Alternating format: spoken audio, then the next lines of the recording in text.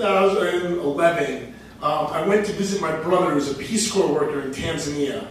Now, when you fly in over most cities, you see a skyline, but you really know you entered the third world when you're flying in and all you look down is just a road of dirt between huts and huts, and then there's like two, hotels by the Capitol. And you get off the plane, and there were no lights. There were tons of guys with a little baton. And we're like, what's going on? What's going on? And finally they're using flashlights. There's no lights in the airport. And there in the dark hallway is my brother. And he's like, oh yeah, just so you know, there's been rolling blackouts in the Capitol. They just decided to shut the airport off this morning. And it's around that point you're like, okay, this is the third world.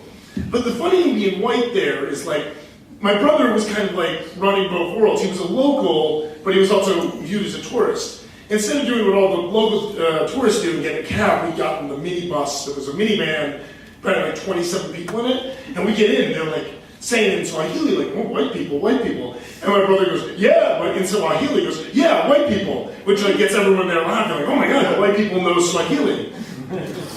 So the plan was that we were going to go do the islands in Zanzibar in the Indian Ocean, and then go to the base camp in Kilimanjaro, and then go to the Serengeti, and then go up to visit his village where he's located, like way, way off the grid by the Peace Corps.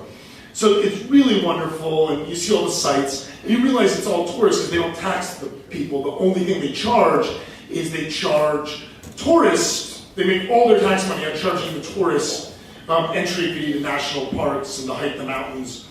So you get hit up with all these fees. But when you do run into the locals, they're just exorbitantly nice, and they make really long conversations, and I can't understand. My brother talks to them, and then we'll walk away, and he goes, oh, just so you know, that guy's a rapist. And you're like, he's the nicest rapist I've ever met. But the other weird thing about the people is, the people in the city are kind of modern and get it, but the locals are, like the guys off the grid, kind of the red staters, are a little crazy. Like, my brother got sent there to teach AIDS to like practices to people. And when he got there, they actually knew a lot, but one of their rules was, oh yeah, the only thing is you have to wear a condom when you sleep with a whore.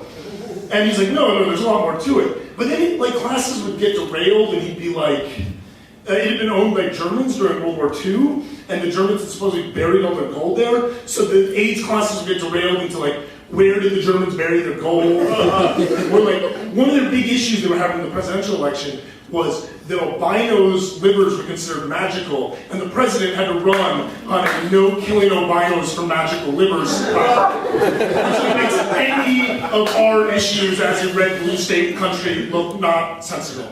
But then the one other one we had is they kept on being raising, like, occasionally every 4 months, people in the village would be accused of being vampires. And my brother would have to be like, all right, guys, before we start the AIDS class, say, vampires aren't real. And they'd be like, okay, we get it, you're right. So, we do the whole trip, we see everything, and I paid my brother's whole way, which by American prices was low, but by Tanzanian prices was ridiculous. None of these people could afford to do this. And we get to the base, the base to his village, which we just get dumped there by a bus, and they're like, good luck finding a car. So we hang out in the only restaurant they have, which is also a brothel, and we wait, and finally a car comes. My brother, there's good rumors that Wednesday is good for cars up the mountain. So we flag a car up the mountain, and it's a 5-mile drive, but it takes 2 hours. And you're going up like terrain that you can't believe a car's getting up, but because there's never cars, all the kids are waving at you. And you're kind of like, oh, this is great. And then my brother's like, they're partially waving at us because they've never seen white people. So it felt like a special event for people. And then we get dumped right at the edge of town, and there's a little, what they goes for a deli down there. They call it a daga daga.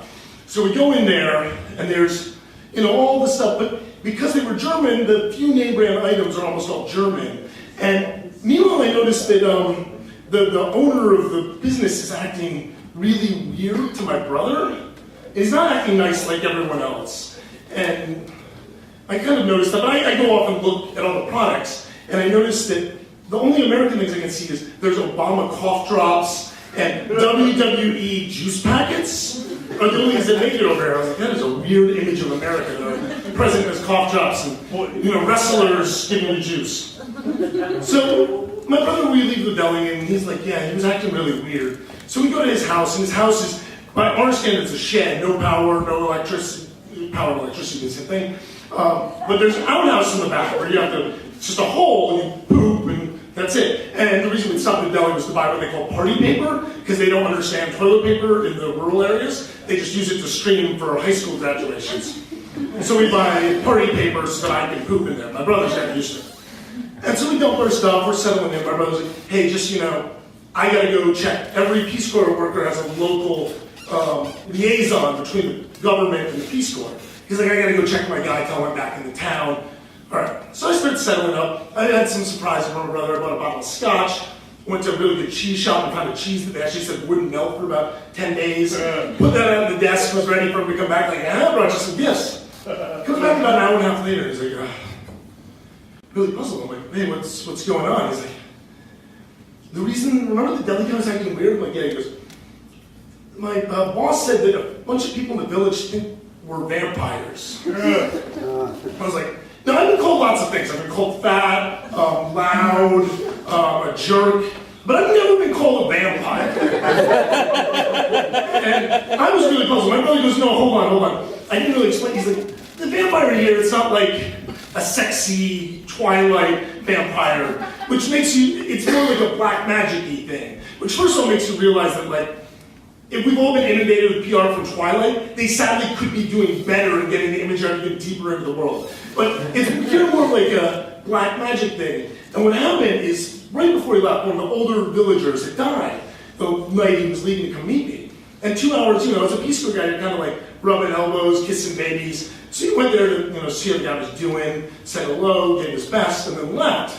2 hours later, the guy dies.